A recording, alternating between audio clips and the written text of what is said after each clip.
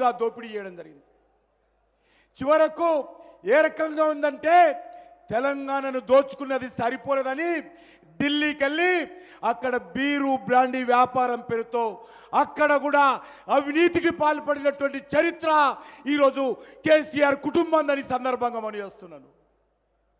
అందుకే ఈరోజు మనమందరం కూడా ఈ అవినీతి వ్యతిరేకంగా పోరాటం చేయాలి.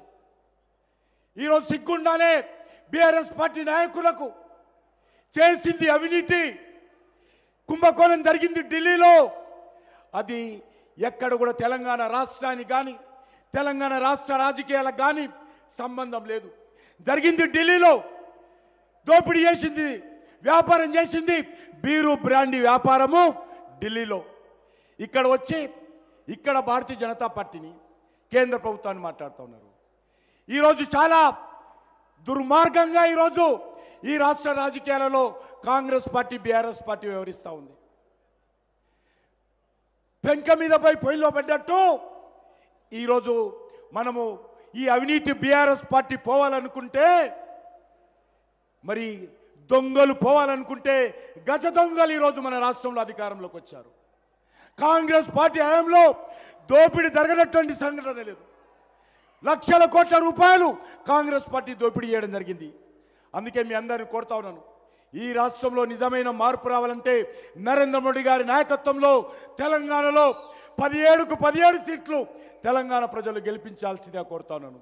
నేను ఈ సందర్భంగా మనవి చేస్తా ఉన్నాను, ఖచ్చితంగా తెలంగాణలో నిజమైనటువంటి ప్రజాపాలన తీసుకొస్తాము, నిజమైనటువంటి మార్పు తీసుకొస్తాము. తెలంగాణ అభివృద్ధి కోసం చిత్తశుద్ధితో నరేంద్ర మోడీ గారి నాయకత్వంలో మేము కృషి చేస్తాము. కాబట్టి తెలంగాణ విద్యావంతులారా, తెలంగాణ మేధావులారా, తెలంగాణ కవులారా, తెలంగాణ రైతులారా ఆలోచించి ఆశీర్వదించాల్సిన కోరుతా ఉన్నాను.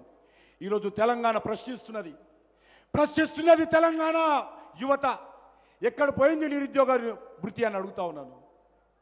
ప్రశ్నిస్తున్నది తెలంగాణ రైతులు. ఎక్కడ పోయింది రైతు బంధు? ఎక్కడ పోయింది రైతు రుణమాఫీ? ప్రశ్నిస్తున్నది మహిళ, ప్రశ్నిస్తున్నది తెలంగాణ మహిళ. ఎక్కడ పోయింది మహిళలకు 2500? ఈరోజు ఎక్కడ? ఈరోజు 6 గ్యారెంటీలు ఎక్కడ పోయాయి? గారడీల పేరుతో గ్యారెంటీలు చేసి ప్రజలను మభ్యపెట్టి అధికారంలోకి వచ్చిన తర్వాత ఇక్కడ ఉన్నటువంటి కాంగ్రెస్ పార్టీ ప్రభుత్వము గ్యారెంటీలను ఇంకా ప్రచారం చేస్తున్నారు తప్ప గ్యారెంటీలు క్షేత్ర స్థాయిలో అమలు జరగడం లేదు, పేద ప్రజలకు అందడం లేదు. అందుకే మీ అందరిని కోరుతూ ఈరోజు కాంగ్రెస్ పార్టీని అడుగడుగున నిలదీయాలి.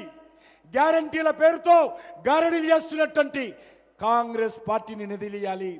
భారతీయ జనతా పార్టీ నేతృత్వంలో ప్రజలను సంఘటితం చేయాల్సిందిగా కోరుతా ఉన్నాను.